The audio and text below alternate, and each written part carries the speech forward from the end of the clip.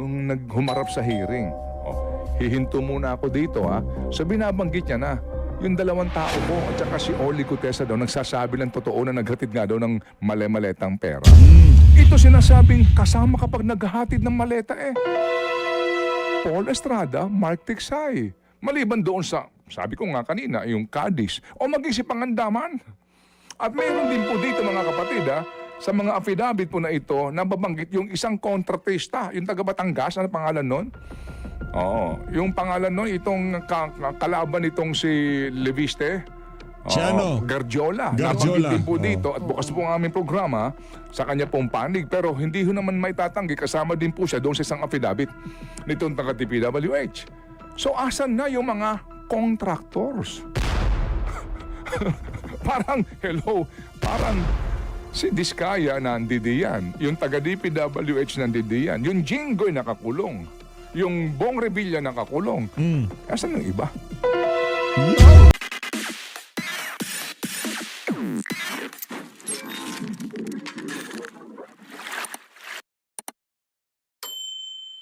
Mga punto de vista ho nitong si Manong Ted Filon ng ating pag-uusapan dito sa video na to. Kaugnay pa rin ho sa mga maanumalyang flood control project at kung ano-ano nga ba ang ginagawang hakbang ng administration nitong si Marcos Jr. para mapauwi sa Pilipinas yung tinuturo nilang mastermind na si Saldico.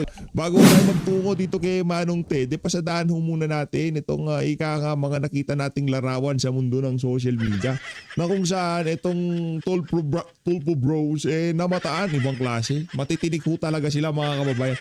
Hindi ko sinasabi mga chicks nitong si Manong... Hindi yan, si Manong Ted, parehas kami yan. Loyal kami yan, loyal. Diba? Hindi ko sinasabing chicks ni Rapi Tulfo yan Baka mga ano lang yan, baka fans lang na nagpa-picture sa kanya yan Yan ang problema. Ito rin ho mga kababayan. Kaya ako dito sa PH Update, ako dito sa mga meron silang common denominator. Di ba? Kaya sila nagkakasundo kasi kagaya na lamang nitong si Win Gatchalian. Tignan nyo ho mga kababayan, Pauline Luna, tapos itong si Bianca Manalo ho ata to. Malayo, di natin mabasa na maayos Bianca Manalo, Pauline Luna, nako. Good job kung hindi nyo tinuluyan yang si Win Gatchalian. Wala yan. Chick boy yan, chick boy. Di joke lang. Eto, ano ba meron tayo dito? Nako, yan na nga ho ba sinasabi natin? Yan na nga ho ba sinasabi natin? Naglalaban-laban na ho sila, pati sarili nila, kalaban nila. Yan ang problema. Yan ang problema natin dito sa bansa na to. Ano sabi ni Tulfo ni Erwin Tulfo nung June 4? Sabi ho niya, magkita-kita tayo sa lehitimong Blue Ribbon Committee hearing. Anong Blue Ribbon Committee hearing? Maya-maya, nung nag-hearing sila nung June 6, ilang araw? Apat na araw lang nakakalipas. This is just meeting, not a hearing. Palakpakan natin. Kaya nga yung mga panahon na to, walang respeto ang sambayan ng Pilipino dito sa mga tulpo na to. Kasi, listado na kayo. Walang mapapala yung mga Marines. Sa pagdawit sa inyong mga pangalan. Besides, di ba? Ano naman kayo? Close naman talaga kayo ni Martin Romualdez na kung saan isa rin sa mga tinuturong mastermind dito sa mga maanumalyang flood control project na to. Next slide please. Paano yan? Yan sinasabi ho natin dito sa PH Update.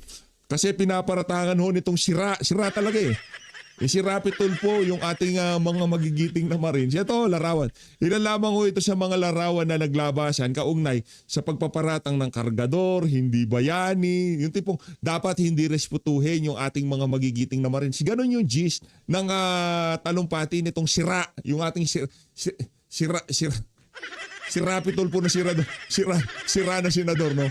Si Rapi Tulfo, di ba? Yan ang gist nung kanyang dapat hindi pagkatiwalaan, kargador, na sila yung natanggal sa serbisyo. Eto, sabi ni si Rapi Tulfo, kargador lang daw sila.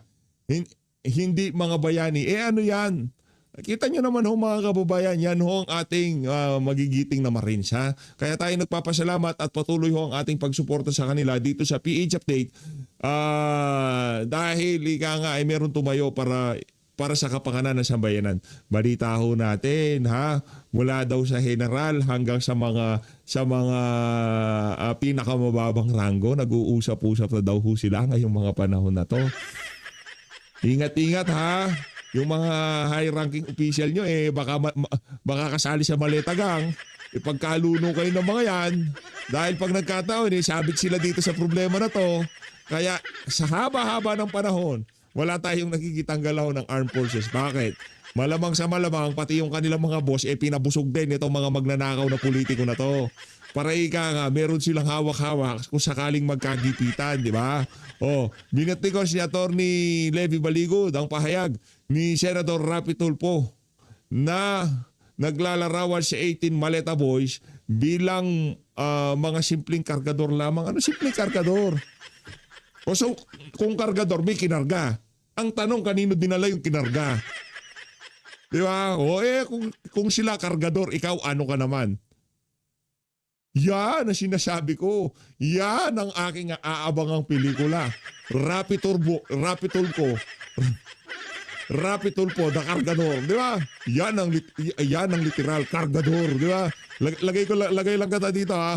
Kargador starring Rapi Tulfo, di ba? Malupit, di ba? Ano yan, sponsor nila dyan, Robus. Pambira, sabi siguro, ano ba to? Sponsor ako, sponsor, tapos sponsor kayo, tapos di ko gagamitin. Kargador, pinagbibidahan ng ating bidabidang senador na si Rapi Tulfo. Ang tanong, ito yung tanong dyan. Kung sakaling matuloy ang pelikulang Kargador, sino, papanoorin nyo ba o hindi? Malamang sa malamang, yung si Boy Llamas, papanoorin niya yan, baka piretahan pa niya yan. Dito tayo kimarupin. Long time, no? Long time. Ang tanong nga ngayon ay sa awayan ng mga kampo-kampo in the Senate, investigasyon ng Blue Ribbon Committee, ano man ang tawag nila doon sa hearing po nitong grupo nila Pia Cayetano. Ang tanong nga, nasaan pa rin si Saldico? Nako po. Hindi ba? Yun at yun pa rin po ang ating katanungan. Ano na ang latest? Mga marites. Ano na latest? Naalala ho ninyo? Ano na latest, mga marites? Ang tanda pa dyan, ano na latest, Anti-Claire, di ba? Yan si Anti-Claire, puro kamaritesan lang ginagawa niya, di ba? Anong latest, marites? Si Pangulong Marcos Jr. Excited. At sinabi na hawak ng check authority si Saldico. Naalala mo? Tama ba? Yes, Check? binawi. Check? Oo, check authorities. Tapos diba biglang binawi. Hindi pala. And then, nagpapunta po tayong tao doon sa Prague. Correct. DOJ Secretary. Oo. Bumasta pa tayo. Napunta doon and yung pala, nahawakan nila pero Pinakawalan din. nakaalis ng Prague. And where's Saldi now? I don't know. Do you know? Nasa Paris. Oo. Yun ang pinakahuli. Yun ang pinakahuling Alam nyo, sang-ayon tayo dyan. So, ika nga pagtatanong na yan, yan sa pagdiin sa mga punto na yan. Kasi dyan napapasaw Malacanang eh. Yan ang ayaw nilang pag-usapan, kaya kung ano-anong kabalbalan yung mga pinagsasabi nitong si Anti-Claire. Iniiwas ho nila itong itong tanong na to ni Manong Ted. Kaya naman kailangan natin palakpakan si Manong Ted dito sa isa na to. Di ba? Kailangan ho yan eh. Kailangan mo pag-usapan. Kailangan malaman ng sambayan ng Pilipino kung ano nang ginagawang hakbang ng pamahalaan sa pagpapauwi dito kay Saldico. Kasi hindi ho pwedeng puro kargahan lang ang ating pinag-uusapan dito sa PH Update. Nagsalita yung 18 Marine. Sinong sinong sisigunda diyan para talagang mapagtibay ang kanilang kanilang testimonya. Sa kanila lang talagang napakatibay na ng kanilang mga testimonya kasi hindi rin naman ikinaila ni Saldico na naging trabahante niya yun kasi may sabit din si Saldico eh. Hindi niya pwede. Kung kasing ganito ho kasi yan mga kababayan, pwedeng pa sinungalingan ni Saldico yan para masabi na hindi sa kanya dumaan ng pera. Magtataka ho kayo ngayon mga kababayan, bakit mapahanggang sa ngayong mga panahon na to, dumalo na si Attorney Rondain diyan sa Senado pero hindi ho niya pinasinungalingan o walang pinahatid na mensahe ang kanyang kliyente na hindi totoo sinasabi ng 18 Marines. Naku, PH Update, matindi yan. balita. Humihingi daw po ng asylum. Yes. At Naku, ang balita asylum yan. ko, yung kanya palang golden visa na Portuguese ay aplikasyon pa lang. Hindi pa pala. approved. Hindi pa. Wala pa pala siyang hawak na ganun. Okay. At itong si Secretary John Vic Remulla, iba-iba rin po ang kwento. Di ba nung una, 1 linggo lang yan, mapapauwi na yan. Hanggang sa ngayon, nasan ka na, Saldico? Oo. Nasaan ka na? Si Saldico, mga kapatid, ang sinasabi nila na utak. Remember? Sa kanya ang tuon. Sa kanya, mga kapatid, ang sisi. Kasi siya ang dating Committee on Appropriations Chairman ng Kamara sa panahon na Speaker si Martin Romualdez. Pero ngayon, si Saldico, kung babalikan natin ang kanyang mga salaysay, sinasabi niya, ay hindi ako ang mastermind. Ginamit lang ako kung maniniwala ka sa kanya. Pero importante po, mapauwi yan eh. Correct.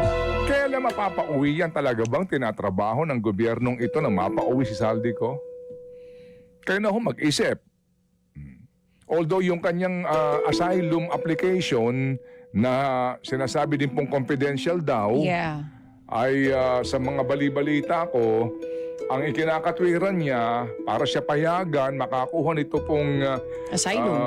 otorisasyon na siya manatili doon sa France at pakinabangan po yung perang ninakaw niya sa bayan. Ano daw ang dinadahilan? Dinadahilan niya kasi may banta ako Sa Pilipinas? sa aking seguridad. Oo, may threat. Nang dahil sa politikang ito, gusto ko nilang habulin at gawing akong fall guy. Political persecution, kumbaga. Yes, Oo, girl. yun nga. At ang sinasabi sa atin, maaalala mo, may mga nag-explain nito tungkol sa asylum. Ang sinasabi Yeah. ng mga abogado na nakausap natin, kapag nag-apply ang isang tao ng asylum, kahit hindi pa yun naaprubahan, habang ongoing yung application, hindi pa po pwedeng mapauwi ang isang tao hanggat wala pang approval o kaya pag-deny dito sa kanyang asylum application. So, At sa- paano yan? At sa dami ng kanyang pera, kaya Ayun. niyang kumuha ng mga pinakamahuhusay, Aaron at Direk Joey, ng mga abogado sa Europa. Yan. Ang sabi nga na naman ni John Vic, di ba nakatira daw doon sa doon sa may Penthouse? Avenue de Trump siya. The Triumph. Oo. Oh, The something Triumph. like that. Doon daw sa may Christian Dior na building doon. Oo. Hindi ho ba? So, pinakikinabangan niya yung sinasabi ni nakaw niya. At sa Sinasabi dami ng kanyang daw, pera, oo. kaya niyang kumuha ng abogado na kapag na-deny, mag-a-appeal.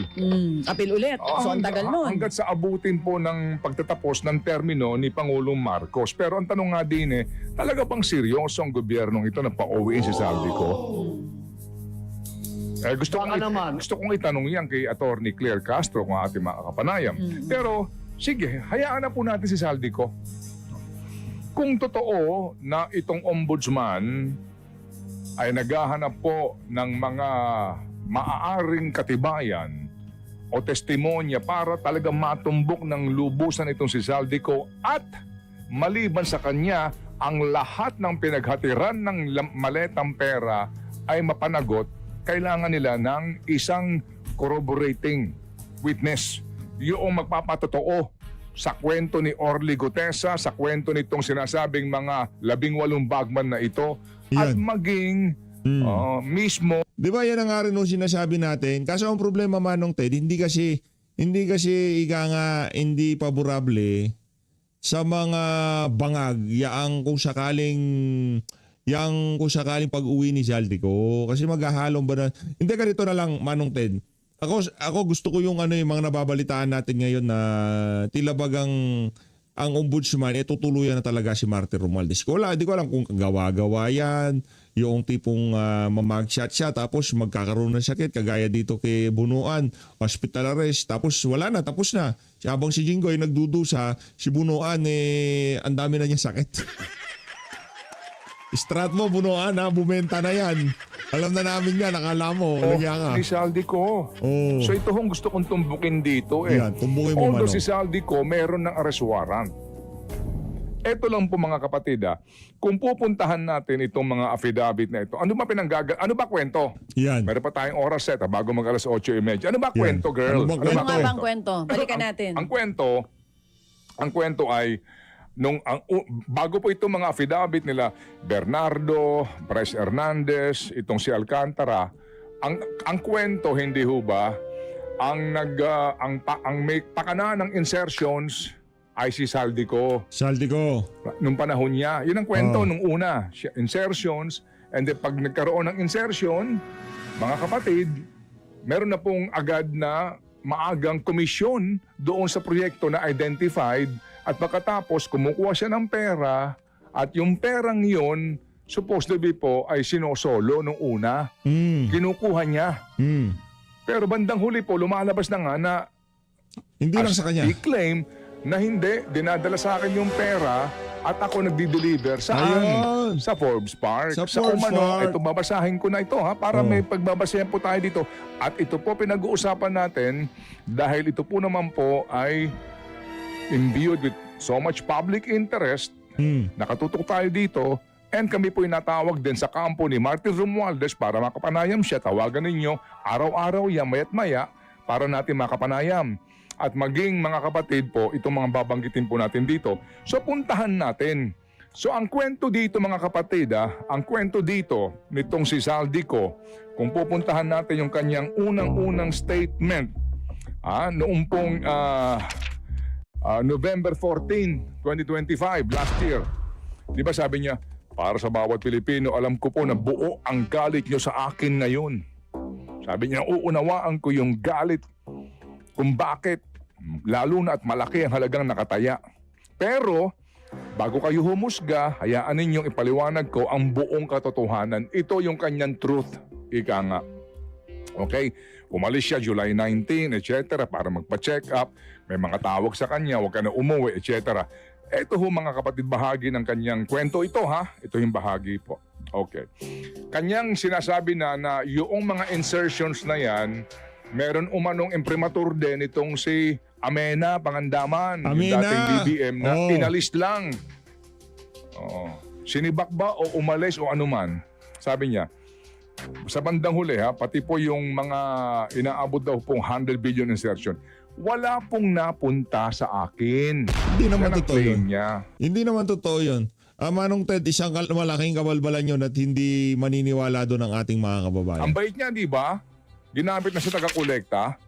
Lahat po ng insertion. Yun nga mga nagdi-deliver nakakasikwat nung hindi pa linalak yung maleta. Ngayon, ikaw sa'yo dumadaan yung pera. Yung mga nagbibilang, di makasikwat, pambihira naman yan. Hindi totoo yun. Ito talaga si Saldi. Kung magsasabi ka, tell all, hindi yung save yourself, ika nga, tell all. Sabi mo lahat ng nalalaman mo. Napunta sa ating Pangulo Nako. at Speaker Martin Romualdez. Nako. Ako lang po at ang aking mga tao, sila, Paul Estrada, yan tandaan niyo yung pangalan, Mark Tiksay, at ang aking mga security ang nag-deliver papunta sa bahay nila, Pangulong Bongbong Marcos at Speaker Martin Romualdez sa North Forbes Park, South Forbes Park hanggang sa Malacanang. Sa kanya nang galing ito Yung mga deliveries po ay merong record ang aking mga tao. Sino yon? Si Paul Estrada at si Mark Tiksay. Totoo rin po ang sinasabi ni Orly Gutesa Nako. na nag-deliver siya sa Malacanang nung siya ay nasa Senado nung naghumarap sa hearing. Hihinto muna ako dito So binabanggit niya na yung dalawang tao po at saka si Orly Gutesa daw nagsasabi lang totoo na naghatid nga daw ng male-maletang pera.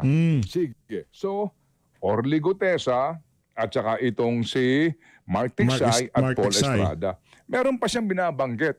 Ito po. At kung tawagan mo ito, Dimpy, na kailan na kaming tawag din po sa DOJ dito Yung kanyang pangalawang statement, may binabanggit din siya Ito po, babanggitin ko ito Noong November ng 2024, habang nasa proseso kami ng pagtatalakay ng budget, nakipag-meeting sa amin ni Speaker Martin si Yusek Jojo Cadiz.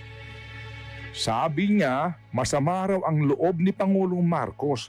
Wala raw siyang natatanggap na remittance. At dahil laging napapagalitan si Speaker Martin ng Pangulo mula Setyembre hanggang Nobyembre, inutusan niya ako na mag-deliver ng 1 billion para kay BBM. Nako. Ayon pa kay umano ito tawagan niyo ito sa Yusek Jojo Cadiz ng DOJ. Mukhang nandun pa rin daw yata hindi naman daw umalis o inalis. Ayon pa kay Yusek Jojo na ipaalam niya ito sa Pangulo.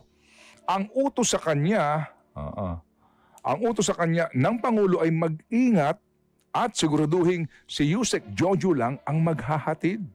Ang instruction po sa akin ni dating Speaker Martin Romualdez ay dalhin sa number 30 Tamarin Street, South Forest Park at ibigay, ito nga po daw umano, kay Ginoong Cadiz dahil ito raw ang drop-off point na malapit sa bahay ng Pangulo. Okay? So ang haba nito mga kapatid, meron pa ho ditong binabanggit nga yung mga unang deliveries, 200 million, etc. So ito ho yung mga binabanggit na pangalan. Sa lahat ng hearing, walang nag-iimbita doon sa Jojo Cadiz para magpaliwanag.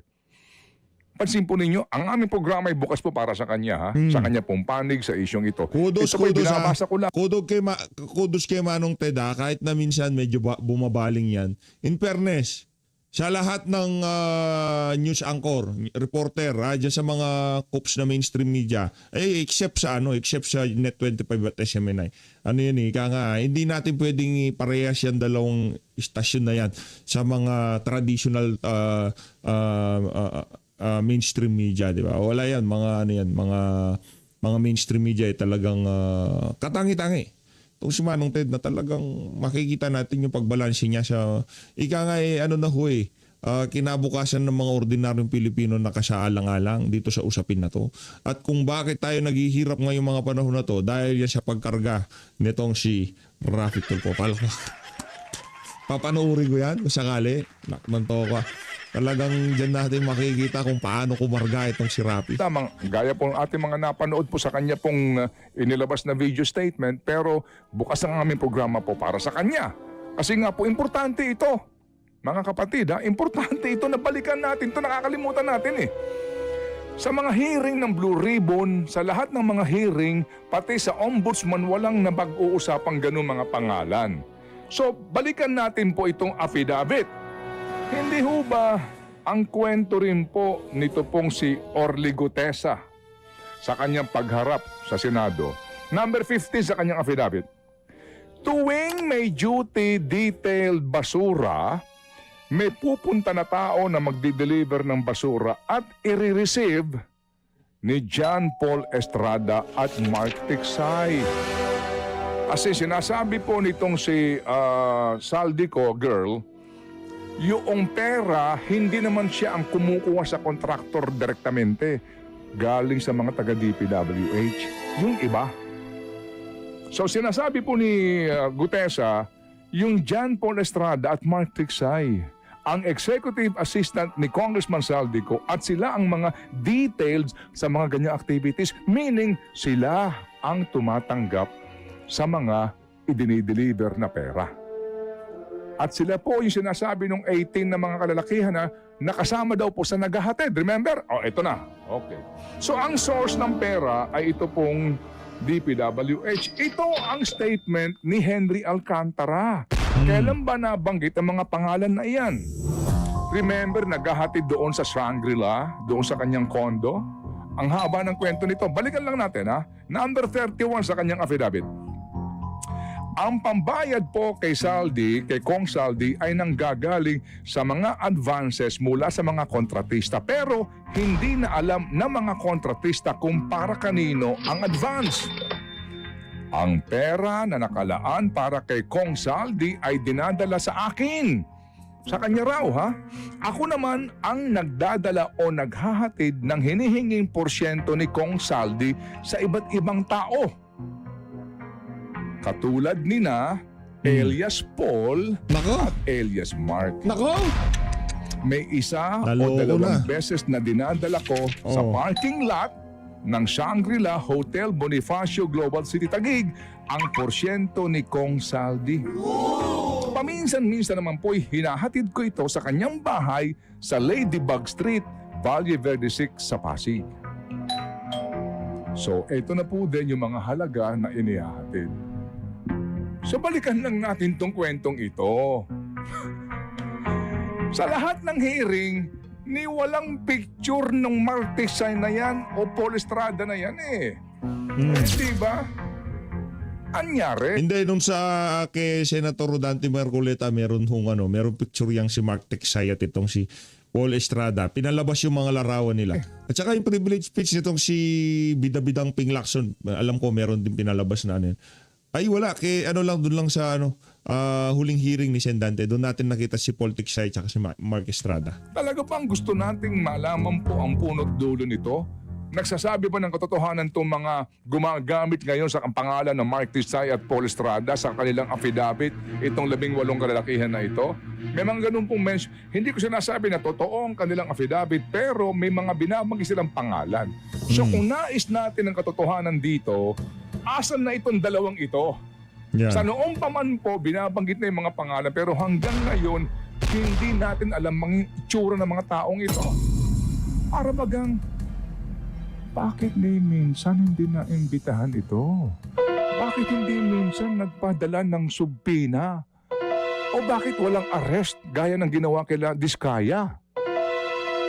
Ito sinasabing conduit Ito sinasabing kasama kapag naghahatid ng maleta Paul Estrada, Mark Tiksay. Maliban doon sa, sabi ko nga kanina, yung Cadiz o maging si Pangandaman.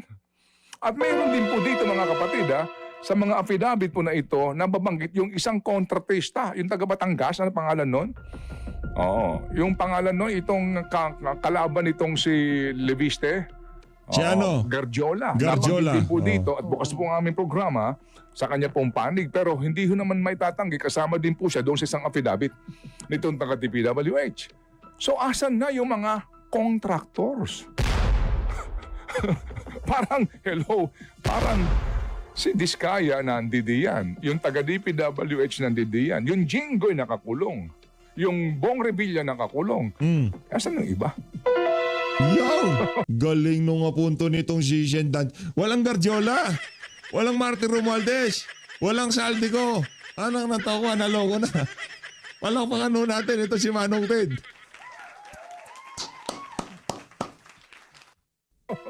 Hindi ba? Ako babalikan ko at babalikan ito. Kasi nalilihis tayo Nililihis. Nawawala ho tayo sa focus Nawawala At tayo kumbaga po, habang tumatagal, baka kayo, pagod na, baka kayo sawa na. Kaya nga marami nagtatanong, Ted, tuloy ba ang ating laban para ho sa paghahanap sa mamandarambong na ito? May tuloy na tuloy. Tuloy. Kaya po, muli natin pinapaalala, kung maghihiring ang Blue Ribbon Committee na yan in the Senate, tawagin nyo, patawag itong mga taong ito. Pahanap nyo kung nasaan ito. Ito ba'y nasa Pilipinas pa? Wala po ngang kaso, kaya malamang nakasibat na to. Wala nang hold departure order dito. Nakasibat na to. Anong tawag doon? Yung warning kapag nakita sila. Ano yun? Ano yung preemptive something? Na mga order po ng DOJ. Yung lookout bulletin. Wala din ganun. Hindi ba? Kung yun ang binabanggit nung principal na Saldico, binabanggit noong Gutesa, binabanggit nitong 18 kalalakihan na to, bakit ayaw habulin? Kasi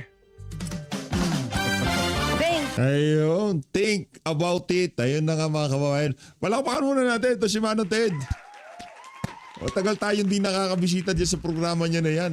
Kakasegway natin, nakita natin tong video niya na to. Maraming salamat Manong Ted dahil ika nga yung init, yung alab ng paghahanap ng hustisya dito sa ginawang pinakamalaking pagnanakaw sa kaban ng sambayanan talagang yung programa mo kaisa pa rin ng sambayanan. Ito